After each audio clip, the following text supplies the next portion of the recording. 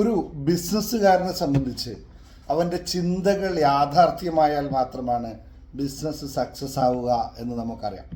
അപ്പോൾ പക്ഷേ ഈ ചിന്തകൾ യാഥാർത്ഥ്യമാകുക എന്ന് പറയുന്നത് എങ്ങനെയാണ് സംഭവ്യമാകുന്നത്, അല്ലെങ്കിൽ ചിന്തകൾ എങ്ങനെയാണ് നമ്മുടെ യാഥാർത്ഥ്യത്തെ സൃഷ്ടിക്കുന്നത് എന്ന് അത്യാവശ്യം ഒന്ന് അറിഞ്ഞിരിക്കണം. ഓരോ ബിസിനസ്സിൻ്റെ വിജയം എന്ന് പറയുന്നത് അതിൻ്റെ എൻ്റർപ്രണറിൻ്റെ മുതലാളിയുടെ ചിന്തകളുടെ അടിസ്ഥാനത്തിലാണെന്ന് നമുക്കെല്ലാവർക്കും അറിയാം. പക്ഷേ ഇവിടെ മനസ്സിലാക്കേണ്ട കാര്യം, ഈ ചിന്തകൾ എന്ന് പറയുന്നതും അല്ലെങ്കിൽ ബിസിനസ് എന്ന് പറയുന്നതും മറ്റ് എന്ത് തന്നെയാണെങ്കിലും ഇതെല്ലാം ഒരു എനർജിയാണെന്നറിയാം. അപ്പോൾ ഇവിടെ എനർജി, എവറിത്തിങ് ഈസ് എനർജി ആണെന്നുള്ള ഒരു കോൺസെപ്റ്റ് നമ്മൾ മനസ്സിലാക്കി കഴിഞ്ഞാൽ align yourself with what you seek എന്നുള്ളതാണ് ഏറ്റവും പ്രാധാന്യമുള്ള കാര്യം.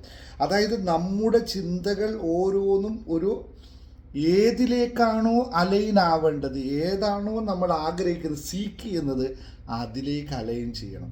അങ്ങനെ ആകുമ്പോൾ ആ ബിസിനസ്സിൽ കൃത്യമായ കാഴ്ചപ്പാടുണ്ടാവണം, കൃത്യമായ ഡിസയർ ഉണ്ടാവണം, കൃത്യമായ പ്ലാനുകൾ ഉണ്ടാവണം. എങ്കിൽ മാത്രമേ അത് സാധ്യമാവുകയുള്ളൂ എന്നറിയാം. ഞാൻ എൻ്റെ പുസ്തകത്തിൽ ലോ ഓഫ് അട്രാക്ഷൻ പുസ്തകത്തിൽ അല്ലെങ്കിൽ ബിസിനസ്സുകാർക്ക് വേണ്ടി ലോ ഓഫ് അട്രാക്ഷൻ സ്പെഷ്യലായിട്ട് ട്രെയിൻ ചെയ്ത് കൊടുക്കുന്നുണ്ട്. കാരണം ഈ ലോ ഓഫ് അട്രാക്ഷൻ സംഭവിക്കണമെങ്കിൽ ആ യഥാർത്ഥത്തിൽ അവർക്ക് ബിസിനസ്സിൽ എന്താവണമെന്നതിന് നിർവചനം അവരിൽ വേണം.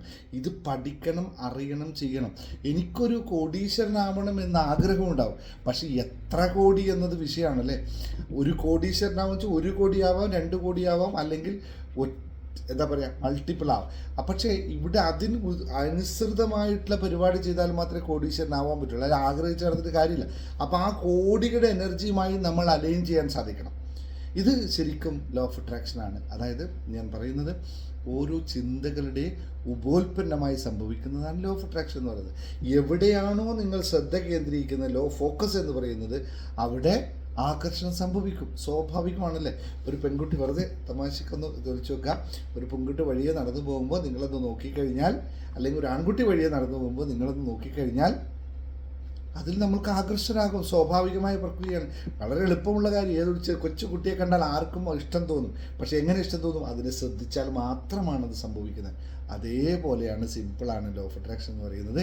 അതുപോലെ ബിസിനസ്സിൽ ഇത് വളരെ ഈസി ആയിട്ട് പ്രാക്ടീസ് ചെയ്യാൻ സംഭവിക്കുന്നതാണ്. ഇന്നലെയും ഞാൻ എൻ്റെ ഇതിനൊരു ടെസ്റ്റ് ഡോസ്, ഒരു പേയ്മെൻറ്റിൻ്റെ കാര്യത്തിൽ ഞാൻ പോയപ്പോൾ ഞാനത് ചെയ്യാൻ വിചാരിച്ചു. ഇത്ര സമയത്ത് എനിക്ക് കിട്ടുമെന്ന് പറഞ്ഞു.